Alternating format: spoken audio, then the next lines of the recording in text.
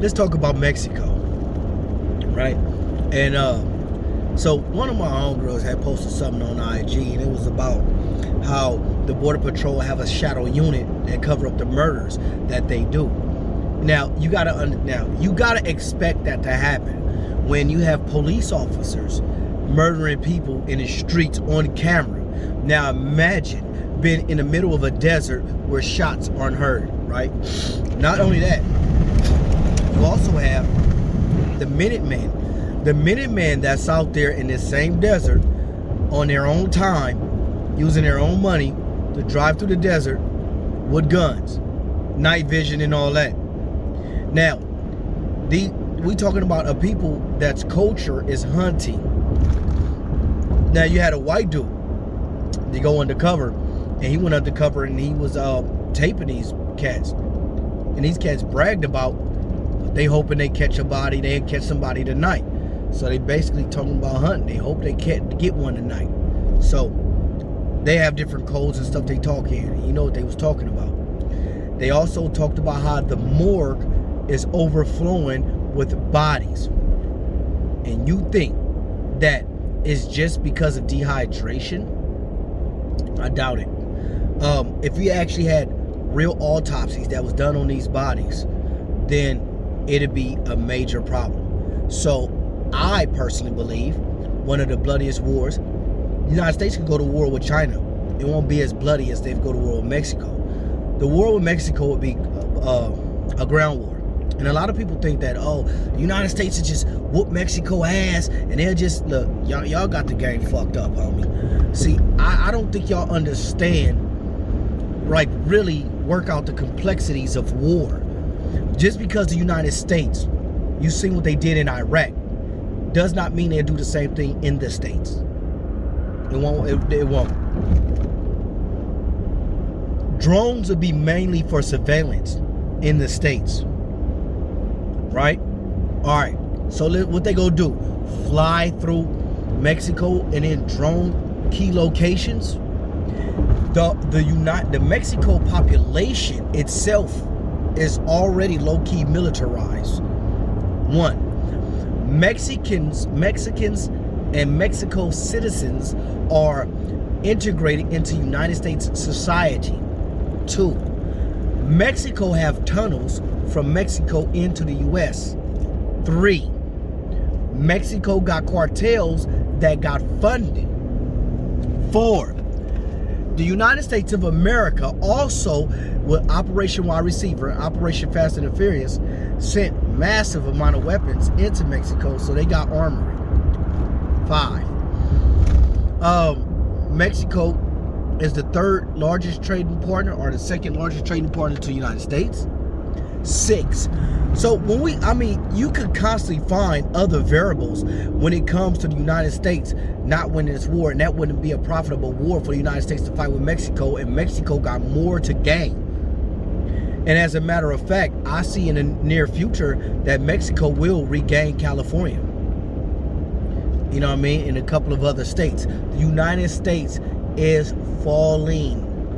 This may be a trick. And I was talking to a brother from the motherland, and he was saying the United States can't go broke. He didn't understand. I don't think he truly understands the complexity of the dollar. People, and not only that, people don't understand that the United States dollar, when she fall from hegemony and a dollar fall from the world reserve currency, a lot of her troops and soldiers are going to have to come back home. Let's not talk about her troops and soldiers that's coming back with PTSD. That's also, you know what I mean, could be used against her. You know what I mean? Because she's not taking care of her own. Let's talk about the dilapidated infrastructure. You feel me? Let's talk about the workers. When you start comparing Mexico to the United States, the Mexican population is more willing to work and get their hands dirty and do the work that the United States population will not do, even the Mexicans that was born and raised here. So you talking about a country with a hunger for success versus one that's babied of its success. Now check this. Now, for the most part, you got entities that's pumping up war between black and brown. But when you go back and looking up Well, you go look up like the Zoot Suit, or I think it's called like the Pachaka. I don't know how to pronounce it. I call it the Zoot Suit riots. When I first studied it, that's what it was. But it started with a C. One of the homegirls told me about it. But anyway, but yeah, when they was just arresting Mexicans in a barrio, you know what I mean, just for dressing a certain way, right? You know what I mean? Brothers wasn't at war. It didn't side with the Navy, with the U.S. Navy, to fight against the Mexicans.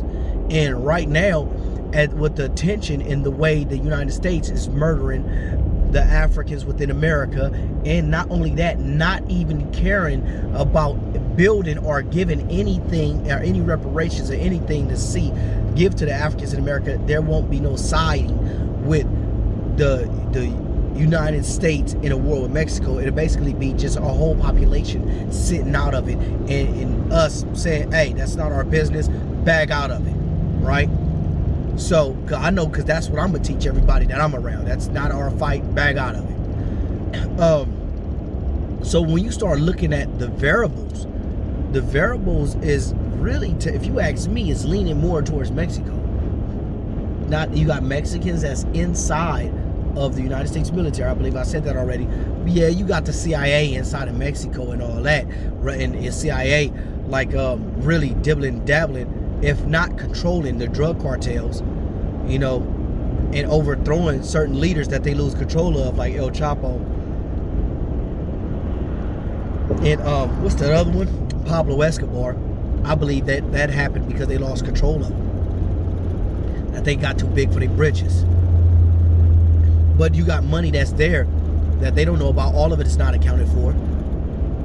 So when we start looking at things like this, can they really beef up that border to prevent people from coming across the border? What are they going to do? How are they going to prevent it? How are they going to stop this war? And then now, this is another thing that people got to take into account. Europeans. When we talk about white folks in America, you got to think about their mentality. So when the war was against terrorism, the Twin Towers and all that, you had white folks attacking Indians, saying fuck Arab or fuck the Taliban. And they like, what are you talking about? I'm Indian. You know what I'm talking about? They like, man, I'm not that. I'm Indian. I'm from India. You know what I mean? But you look just like them. Fucking, they was getting beat on. They was getting hurt. So even inside of the United States, if you had Mexicans that had fuck Mexico tattooed on their forehead inside the United States of America, and I'm all for America, hoorah, and all that tattooed on, whites would still treat them different. And they wouldn't be considered and brung all the way into a circle. I'm just talking about from history. So they would get outcast and watched. They would even know that they've been watched just because of how things switch up and the places that they'll be. The job, the MOS is a change, because they'll put them in least supporting roles that's are vital roles when it comes to the wars. You feel me? They'll be in like support roles somewhere else. You know what I mean? And just that, those little changes, the troops would see. And that was spread. Now we talking about social media. We talking about social media. We also talking about something that the Europeans are scared of, and things that they were worried about right now, called cognitive warfare. We got to look at cognitive warfare and how even me making this video right here could be working against them.